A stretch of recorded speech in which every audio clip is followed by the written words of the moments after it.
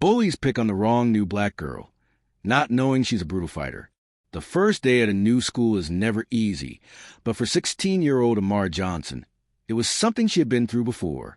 Her father's military career meant moving often, so she was used to being the new girl. But Jameson High in Crestwood, Georgia, felt different from the others. She walked to the front doors, her dark brown skin glowing under the fluorescent lights, her sharp eyes scanning the halls. She didn't want trouble. She never did. But trouble had a way of finding her. First encounter, the moment she stepped into the cafeteria. She felt the eyes on her. Whispers spread like wildfire. A tall girl with bleached blonde braids nudged her friend and smirked. "Check out the new girl," she said loud enough for Amara to hear. Amara ignored it and found an empty table. She had barely opened her lunch when a shadow loomed over her. "Hey, newbie," the girl with the braids sneered. "This is our table." Amara looked up slowly. She saw the girls' squad. 3 other girls, all dressed in designer clothes and brimming with arrogance. They were clearly the school's self-appointed queens. "I don't see your name on it," Amara said calmly. The cafeteria got quiet. "You got a mouth on you, huh?" The girl shot back. "I'm Brittany, and in case you didn't know, I run this school. That means you either fall in line or you get put in your place." Amara simply stared at her, unimpressed. "I don't do lines." Brittany's face twisted in anger. "You think you're tough?" she hissed. "We'll see about that after school." The challenge was set. A dangerous miscalculation. Word spread fast. By the time the last bell rang, a crowd had already formed near the basketball courts. Brittany and her crew were waiting, all grinning with anticipation. Amara arrived, her posture relaxed, her expression unreadable. "You sure about this?" she asked Brittany. Brittany laughed. "You scared?" Amara sighed. "No, I just don't like wasting my time." That only fueled Brittany's anger. She lunged without warning, swinging wildly. Amara sidestepped easily, her movement smooth, controlled. Brittany tried again, but Amara dodged once more, her eyes cold and calculating. The crowd started murmuring. Brittany was throwing everything she had, but she couldn't land a single hit. Then Amara struck. One precise jab to Brittany's ribs. Then a quick sweep of her leg. In less than 3 seconds, Brittany was on the ground, gasping for air. Her crew rushed forward, but Amara was faster. A brutal roundhouse kick sent one flying. A sharp elbow to the gut took out another. The last girl hesitated before running for her life. Silence. The entire school stared dumbfounded. Amara looked down at Brittany, who was still groaning in the dirt. "I told you," she said quietly. "I don't do lines." Then she walked away, leaving the school in stunned awe. The aftermath. By the next morning, Amara was a legend. People whispered about her in the halls. No one dared cross her. Even Brittany, now sporting a bruised ego and a swollen cheek, kept her distance. Some students tried to befriend her, but Amara kept to herself. She wasn't interested in popularity. She just wanted peace.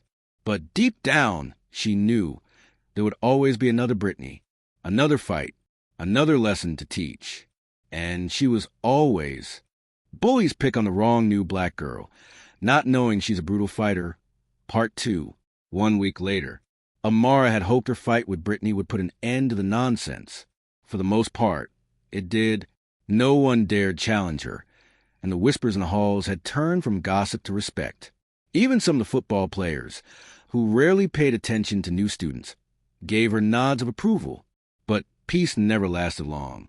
Brittany might have learned her lesson, but someone else hadn't. His name was Trey Cunningham, a senior, star basketball player, and a guy who thought he ran the school from behind the scenes. And he didn't like that Amara had embarrassed his girl. A new threat. It started with small things. A shove in the hallway. His friend snickering when she passed by. One day, she found her locker open, her books scattered across the floor. Amara ignored it all. She had bigger things to focus on, like keeping her grades up and making sure her mother didn't hear about the fight. But Trey wasn't the type to let things go. The real problem came on Friday. As she walked home, she heard footsteps behind her. At first, She thought it was just another student heading the same way. But when she glanced back, she saw 3 guys, Trey and 2 of his basketball teammates. She sighed. "Really?" she said, stopping in her tracks. "You couldn't let it go?" Trey smirked. "You embarrassed Brittany. You embarrass me. Can't have that." She crossed her arms. "So you brought backup? Real tough." The guy on Trey's left, a bulky linebacker type, cracked his knuckles, just making sure you don't try to run. Amara laughed, a low, dangerous sound. "Run," she repeated. "You think I'm scared of you?" Trey's smirk faltered just a little.